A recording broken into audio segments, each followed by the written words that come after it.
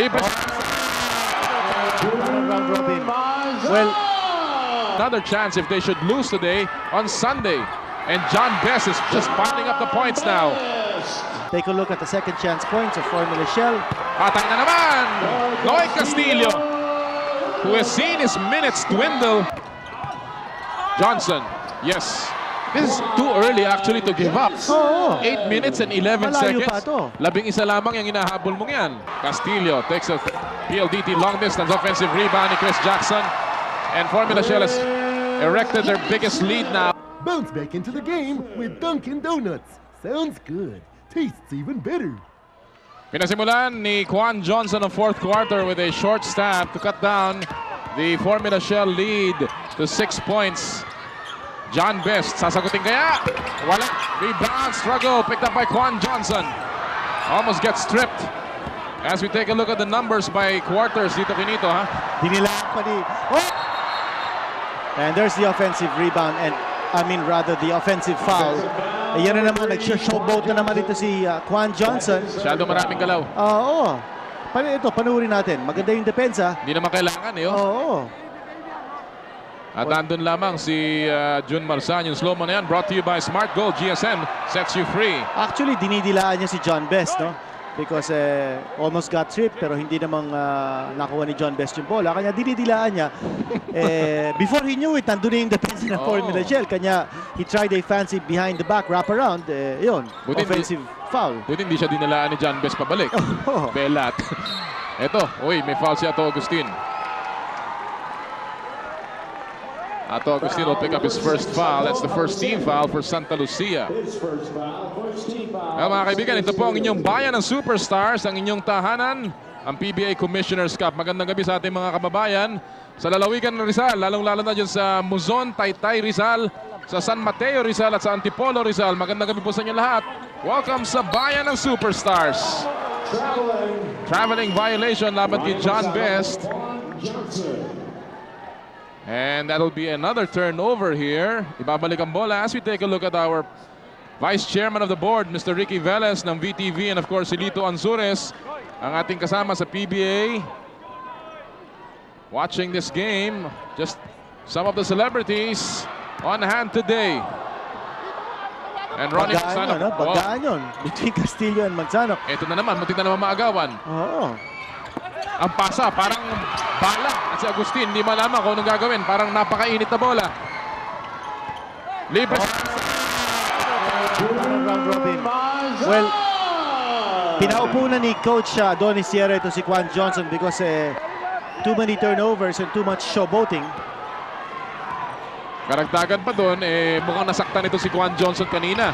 Rob Parker. Muntik pa mag-traveling na naman, but there's gonna be a foul prior to that Foul number 3, move, and Chris Jackson will pick up his third personal foul. That's the first team foul of Formula Shell. Formula Shell Super Alert. Ang Formula Shell, mga kaibigan, has not lost back-to-back games in 5.5 months. That's an awesome statistic that Santa Lucia is trying to overcome to win the series today. Of course, they have another chance if they should lose today on Sunday. And John Best is just piling up the points now.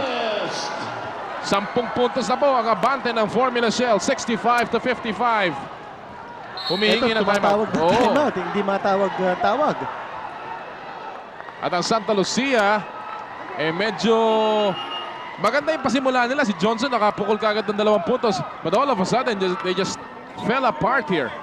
Ang daming mga laro na, nilalaro pa, na parang nawawala yung intensity. Too many lapses, partner. Oo. Parang wala masyadong focus dito, no? And sa tingin ko, partner, ang nangyari dito was right even before the game started. Parang napunan na natin na itong Santa Lucia, wala na sa focus. Ito, baka pwede natin pakinggan ito si Coach Adonis Sierra. Dennis, okay, KJ, stay in KJ. Okay, June, Dennis, stay in. Okay, come on, let's go. Come on, 10 points, come on, let's go. Team, 1, 2, 3, team. Itong 22nd timeout na to, hatid sa inyo ng Philippine Airlines with you all the way. At makikita mo si Adonis Sierra just making sure that this Santa Lucia team knows that there's still a lot of time here. Bagamat 10 puntos yung hinahabol nila, this is a team that can come back, especially with such explosive players like Johnson and Parker. But right now si Parker ay binigyan ng pahinga ni Adonis Tierra. Jun Limpot is back in the game. Si Quan Johnson din, bumalik. Magsanok. Inikot nila kay Quan Johnson. Nasa kanto. Binibigyan ng screen ni Limpot. Tumira sa labas. PLDT. Tusok na tusok. Wala. And a rebound by Noy Castillo. Shell's defense is just like a fortress inside, Ginito. Hindi matibag eh. Well, wala na din yung passing play ng Santa Lucia, no? Ito, nabanggit na natin ito. And sure enough, take a look at the second chance points of Formula Shell. Patay na naman! Noy Castillo, who has seen his minutes dwindle in this conference. He's only averaging about 22 minutes. But his shooting today has been awesome. Tatlong PLDT long distance shots. He has a total of 9 points. Let's see, may illegal defense. Laban sa Formula Shell. The golden boy from Citadel, banging away from the outside. Ang kanyang average mula dyan sa area niyan is 42.9% in the semifinals. Taas nun. Actually, given his limited minutes ito sa series ito, no, he hasn't done badly at all. It's talagang nagbibigay siya ng quality minutes at hindi pa naipasok ni Jun Limpot yung technical free throw. Si Limpot pagkatapos ng 2 puntos ng first quarter, wala nang nagawa. Since then, he has not scored and Shell is just running away now. They're on top by 13. Trying to extend this one to a game 5. Ang Alaska has already done that, or rather San Miguel. They won today laban sa Alaska. In our first game, that will happen. Yung game number 5 in that series will happen on Sunday. Eto, this game is slowly slipping away from the hands of Santa Lucia. They had their chances. Inside points, partner, laki na ng diferensya. Layo. 40-18, high percentage shooting by Formula Shell, taking the ball strong sa loob. Kung tutusin Ginito nung first half, ang malaking bagay kaya nakadikit ang Santa Lucia yung 3-point shooting ni Mike Orquillas.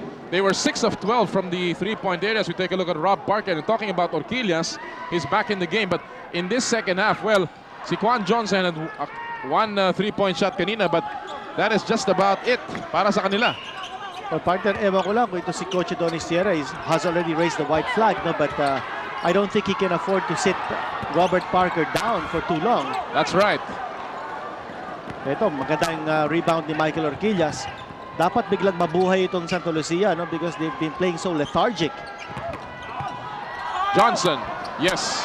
This is too early actually to give up. Oo. 8 minutes and 11 Malayo seconds. pa to. 11 lamang yung inahabol mong yan.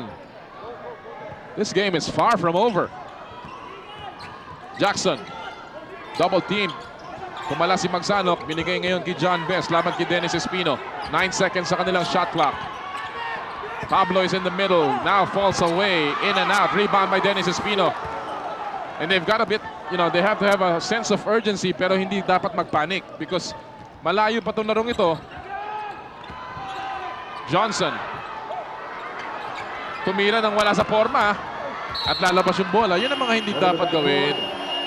Johnson just pulling the trigger when he feels like it. But that's not the kind of game that Adonis Tierra wants. Right now, pasok natin ang ating Master Guapo shot of the game. Ito po yung ginawa ni John Best kanina, yung napakalalim na tira niya. Formang Guapo talaga ang ginawa ni John Best at sa tindig at forma niya, pang Master talaga. This Master Guapo shot of the game was brought to you by Master Facial Cleanser. Sikreto ng mga Guapo.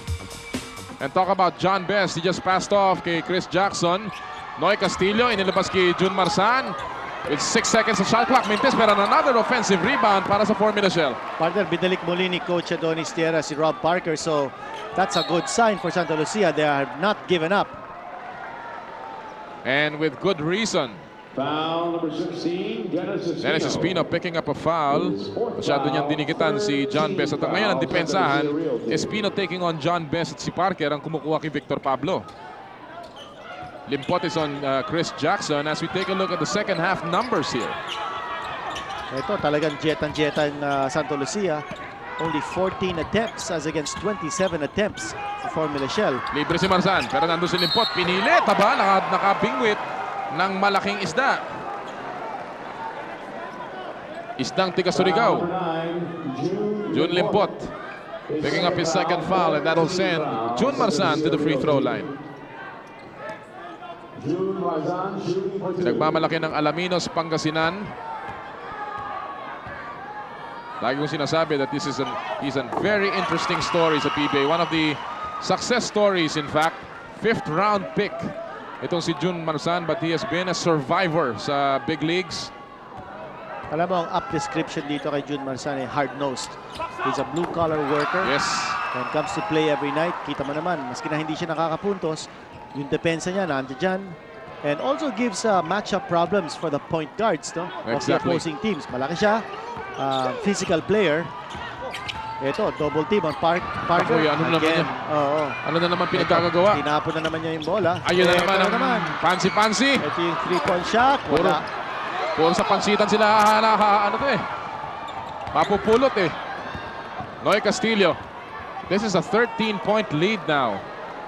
And they're sitting pretty itong Formula Shell because itong Santa Lucia up to now continues to throw the ball away. No? A lot of useless moves being done here by Parker and Johnson. Castillo takes a PLDT long distance offensive rebound ni Chris Jackson. And Formula Shell has erected their biggest lead now of 15 points, 72-57. Jun Limpot only 2 points today. Si Dennis Espino only 4 points. Ronnie Magsanok only 3. Agustin has not scored. Parker. Ayan pa rin. Pa-dribble. Ilalabas kay Johnson na libre sa PLDT long distance. Wala. Ang tapik napunta kay ni Jun Marsan. And here's John Best now. Bounce pass. Victor Pablo challenging Juan Johnson and missing the layup. Espino goes up. Finally, he gets a field goal. Only his first field goal in this ball game. Marami pang oras, partner. 5:17 to go. Pero yung depensa ng Santa Lucia dapat tumindi dito, no? And once they have the ball in offense, yung pasahan nila, dapat wag nilang kalimutan to get all 5 players involved in the offense para naman yung depensa ng Formula Shell will be kept guessing. Kung hindi, puputahan na lang nila sina Johnson and Parker. Ito, That's right. backing in. Ano yun? Naku, foul on Dennis Espino. Medyo hinawakan niya daw si John Best eh. Siguro kung medyo inartehan niya ng konti yun, baka nakakuha siya ng charging eh. Kasi umatras eh. Oh, Umatras nga si John Best eh. Well, ang Formula Shell is sitting pretty with a 13-point lead. Hanford, the PBA underwear. Hanford, angat ka! Ngayon po ipapasok namin ang inyong pinakahihintay na medical bilis action moment. Kinatatampukan ni Showtime Rob Parker after a miss here. Ito yung outlet pass ni Juan Johnson and Rob Parker was gone even if si John Best was there. Yung medical bilis action moment na yan ay hatid sa inyo ng medical. And talk about action here. Si Rob Parker almost again losing that leather to Jun Marsan. This is a 13-point lead with only 4:37 remaining. A very long 3-point shot. Ito, hindi na pumapasok yung 3-point shooting ng Santa Lucia, no? They've come to depend on that as almost their, parang yung only option nila eh. Totoo yan. Eh, yun ang nagpapanalo sa kanila sa Game 3. They were hoping that they could get it again Yun today. naman, Yung oo. magic nun. John Best, one-handed shot. Wala. At least nakakakuha sila ng defensive stops ngayon. Yun nga lang, hindi sila nakaka-convert on the other end. Tama yan. So hindi lang po pwede magandang depensa, dapat maganda rin ang opensa mo. At saka, alam mo, Kinito, parang si Adonis Sierra, nag-ano siya eh. Parang nakontento na siya na si Juan Johnson na lamang ang magbababa ng bola. Si Ronnie Magsanok, hindi niya na naipasok dito. Even Jack Santiago has not played today. Well, partner, yung sinasabi din natin back in game number 3, no? Yung lack of a post threat itong Santa Lucia. Parang ganun din ang nangyayari, no? They're taking the shots from the outside almost exclusively. Tapos yung penetration ni Juan Johnson hindi naman masyado nakikita natin ngayon. And with Dennis Espino and Jun Limpot not able to contribute, mas madali ang trabaho ng Formula Shell to play defense. At masakit pa dito na technical foul pa si Coach Adonis Tierra ng Santa Lucia, and this will give Shell another opportunity to add on to their lead, and Noy Castillo makes sure of this one. So it's now a 14-point lead with only 3:49 remaining, in the options of Adonis Tierra thinning out now. Is he looking at the game 5 or is he thinking about it already? Well, so far, partner, his strongest 5 still on the floor. Kanya, palagi ko naman wala pang white flag ito. Wala pa tayo nakikita at least. Oo. Ang mahirap dito kung lalaylay yung laro nila, tapos papasok sila sa game 5 na gano'n ang kanilang moral o yung momentum nila nawala na. Yun ang mabigat. Oo, yun talaga mabigat. Sa tingin ko talagang nagkulang sa focus itong Santa Lucia. No? Maybe they thought that kakayanin na nilang manalo dito with Formula Shell. Ito si Benji Paras nakakuha pa ng foul going up. At itong paglalaro ng Shell, Kinito, hindi pa to kasama sa puntos ni Benji Paras dito sa second half. In fact, in the second half, Paras has not scored a single basket. He has 17 points. Lahat nakuha niya noong unang kalahati nitong larong ito. Parang maganda rin ang pag-umpisa ni Benji Paras and his teammates simply just follow this lead. Yung momentum na binigay ni Benji Paras sa kanyang koponan. Ang malaking tulong dito, Kinito, si Noy Castillo. 10 points today para kay Noy Castillo. Oo. At karamihan nakuha niya sa second half. To be exact, 7 in the second half. He had 3 PLDT long distance shots that just opened the defense ng Santa Lucia in the middle. Well, very clearly, sa opensa naman, itong Santa Lucia, kung sina Juan Johnson and Rob Parker not able to average their usual Tama yan. for 51 points a game, tapos hindi pa masyado nakaka-contribute sina Dennis at saka sina June Limpot, at wala silang low post threat na talagang kailangan nila to be able to open up shooters from the outside for kickouts, talagang mahihirapan itong Santa Lucia. Binabanggit mo yung production ni Parker at saka ni Johnson. They have only combined for 31 points today. In their 2 winning games, as we have always said, 51 ang kanilang average. At si June Marsan, kita mo, akala mo sila naghahabol eh. Very aggressive. At ang ginagawa naman ni Coach Perry Ronquillo, gusto niyang ma-maintain itong aggressiveness, because it can spill over to the game 5. Yun, of course, is a do-or-die situation for both teams.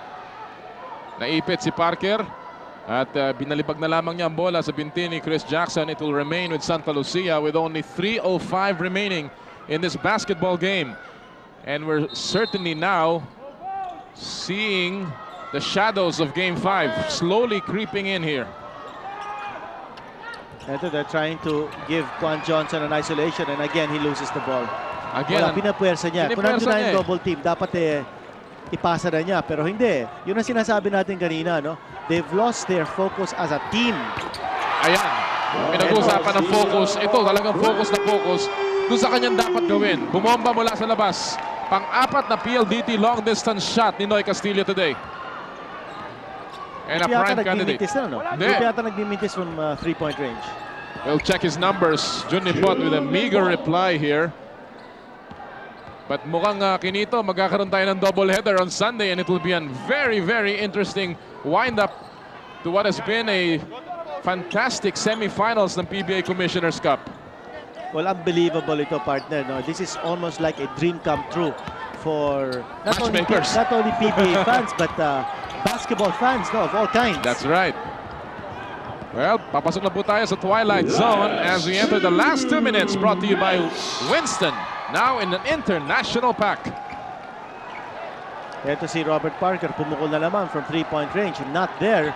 His shot is being challenged and hindi na siya nag-a-adjust Hindi naman pa pwede kung yung depensa nandun sa harap mo, titira ka na lang ng titira. That's right. Dapat siguro ipasa nyo yung bola, get others involved in the offense. Sablay ang tira ni June Marsan, but look at him hustle for that leather, and he taps it over kay John Best. What a game para kay June Marsan. He's free, missing that one, and the tap by Johnson. But medyo academic na. We will go into a game 5 on Sunday in this series. Oh, quite definitely, there will be a game 5 at double knockout on Sunday. Yes, San knockout Miguel Sunday. versus Alaska, tapos Santa Lucia and Formula Shell. And talk about knockout. Well, ito yung knockout shot kay Perry Ronquillo. Back in the first quarter, dito na technical siya. Ito po ang ating Kodak unguarded shot. May naalala ko pag nakikita ko si Perry, yung aking kaibigan. Oh, sino? Si Joey. Aha. Hindi ko na lang sasabihin yung apelyido at baka Okay. Heavyweight din, heavyweight ha? reducing. A minute and 13 remaining. Well, it will be Knockout Sunday dito po mga kaibigan sa PBA. Alaska and San Miguel will square off together with Santa Lucia and Formula Shell. And the winner, of course, will go into the best of 7 finals ng Commissioner's Cup. And it will be one titanic struggle, and you can be sure of that. Juan Johnson did not have his A game today. He sits out now. John Best is also going to leave the game after leading his team to this very comfortable lead now. Si Orquillas nakaslamtang pa. Oh. A minute and 3 seconds remaining here. Napitawan ni Noy Castillo yung bola. Pero dito, ika nga sa English, everything is over but the shouting. At ngayon si Luna will check in for Benji Paras. He started actually the ball rolling para sa Formula Shell back in the first half. Kept them in the game when Santa Lucia threatened. Pero ang mga nagtapos dito kagaya ni Victor Pablo, ni Noy Castillo, at saka ni John Best. Actually, marami nag-contribute no? Sa both depensa at opensa ng Formula Shell and for this big victory of theirs. But for Santa Lucia, talagang jeta sila sa puntos dito sa fourth quarter. Scored only 6 points so far, no? Could be 7. Hindi, di pa. Wala pa rin. And Ano, this tama ba tayo? 6 points lang dito sa fourth quarter ang Santa Lucia? Let's check that out. Santa Lucia, yes, 10 puntos. 10 na. 10 na. Okay.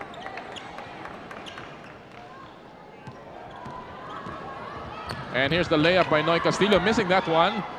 46 seconds na lang po nalalabi dito sa ating game number 4. Santa Lucia was hoping that they could reach their first ever final stint today. But, well, they will have to play better and will have to wait 2 more nights to get another shot at it. In the meantime, itong Formula Shell, mukhang nagpapakita at nagsasabing it will not be easy going through us. Well, these are all the bench players now of Coach Perry Ronquillo. And what a big win. What a big win para sa Formula Shell, Kinito. Alam mo, they continue to keep their streak alive here of not losing back-to-back games in 5.5 months. The last time they lost back-to-back games was March 12 this year. On the other hand, mapuputol na po ang streak ng Santa Lucia of 7 straight wins dito sa Phil Sports Arena. And there's Luna. Hindi pa siya binigyan ng puntos. Pero hindi bali na lang. Ayos din. Perry Ronquillo continues to steer his team to what they hope will be another finals run. Frustrating Adonis Tierra today in the hope of Santa Lucia of making the finals for the first time. And ang Formula Shell winning game number 4, 82-64. And we will wrap things up here in game number 4 of Phil Sports Arena sa ilang sandali. That's our final score. Shell living to fight another day, and that's going to be Knockout Sunday in just 2 days. I'm here with Noy Castillo, the best player of this game. Noy, the glaring stat in your last loss in game number 3 was the 30 turnovers. Was that one thing you had to address today? Oh yeah, right after that game and at practice all day yesterday, that's all coach was preaching. Was, I mean, you can't win a ball game like that. So we had to make sure tonight we took care of the ball better. You know, looking at the record of Shell this year, since March 12, you guys have not lost back-to-back games. It seems like you've always found a way to win. Yeah, you know, the past 2 years we've been in this position quite a number of times, and coach also kept preaching about just feed off our experience. So I think we did that tonight. Okay, going into Knockout Sunday, you're going to be playing Santa Lucia once again. Looking at the records once again, you have won your last 6 do-or-die games. You like your chances on Sunday? I don't know. I don't want to say anything to jinx us, but that record's pretty good. Okay, thanks a lot. Good job. Thanks a lot. Nolly? Well, Anthony, you talk about a clutch team. Shell is it. 6 do-or-die games na hindi pa sila natatalo. They have not lost back-to-back games since March 12. And indeed, an incredible record. Si Rob Parker patuloy na nananatili sa loob ng Phil Sports Arena. Well, not cherishing this loss, but maybe thinking about it and trying to ponder the imponderables, Kinito. Hindi pa siya umaalis dito. He's sitting over there on the photographer's bench. At dito nga sa Phil Sports Arena, umaalis na ang mga tao. Yung mga player dito sa loob ng court, wala na dito. Iisa na lang ang natitira. Ito, si Rob Parker, who's probably thinking kung ano nangyari. At ito, pagkakataon na ng Santa Lucia pumasok sa finals, but this game slipped away from them. Well, marami pa silang pagkakataon in the next game. Right now, papasok muna natin ginito ang ating Mobiline Slam Jam of the Game. Ito ay sa partner ni Rob Parker na si Quan Johnson. Congratulations to Quan Johnson for winning the Phone Pal Best Slam Jam of the Game, brought to you by Mobiline Phone Pals Slam Jam promo. Just buy any Phone Pal special edition card and you can win instant prizes and a trip to LA. But of course, yung slam dunk na yun ay nabaliwala sa pagkatalo ng Santa Lucia today. And ang sabi nga ni Ginito, well, they had their opportunity today. They bungled it. They will have one more shot to end their years of futility, and that will be one hell of a ball game. Importante dito, partner, for Santa Lucia focus because pinakita ng Formula Shell what focus can do to a team that's under the gun. Ito nga, itong Formula Shell, do or die situation sila, but they came with the right focus sa larong ito at nanalo sila. Ito namang Santa Lucia, nabanggit nga natin, Rob Parker in particular during the warm-ups and round robins, he was signing autographs and not in the groove, no, in terms of warming up at saka yung sa kanilang routine, and now slowly Rob Parker is moving out of the court. Well, si Rob Parker, mga kaibigan, kasama sa ating Budweiser PBA Buddies tally. And let's check out yung final tally nitong larong ito. Tabla sila sa puntos ni Best at ni Pablo, yung Johnson at Parker. Well, sa rebounding, lamang ng isa itong Best and Pablo, and in assist, lamang naman ng Johnson and Parker. So, this series is tied at 2 games apiece, and it will be Knockout Sunday sa darating pong playing date ng PBA Commissioner's Cup semifinals. In our first game, Shell and Santa Lucia battle it out again dito po sa Phil Sports Arena. Yan po ay magaganap 4:15 in the afternoon. And in our second game, San Miguel and Alaska. San Miguel squared the series kanina with a big victory laban sa Alaska Milk. And maybe this is a rarity na makikita natin 2 knockout games to decide who is gonna get into the finals. Maganda ito, partner. I think we're going to see another packed Phil Sports Arena come Sunday. Maaga pa po ay bumili na kayo ng ticket. Wag lang kanyong tatawagan kami ni Kinito at wala kaming ticket. Insimada lamang ang iuwi namin ngayong araw na ito. Well, coming right up, mga kaibigan, after this coverage of ours, Caballo Carrera Karerista, ang aming top rating show dito po sa VTV. Of course, hindi pa tapos ang aksyon. Ang saya ng laro dito. The night is alive on VTV. And on behalf of Chicky, Anthony, Kinito, and all of the hard-working men and women of VTV, ang aming director si Lee Hapa, maraming salamat po sa inyong patuloy na pagsubaybay. Ito po si Noli Yala. Have a good weekend, ladies and gentlemen. And we'll see you on Knockout Sunday. Remember, this is the PBA and nobody does it better.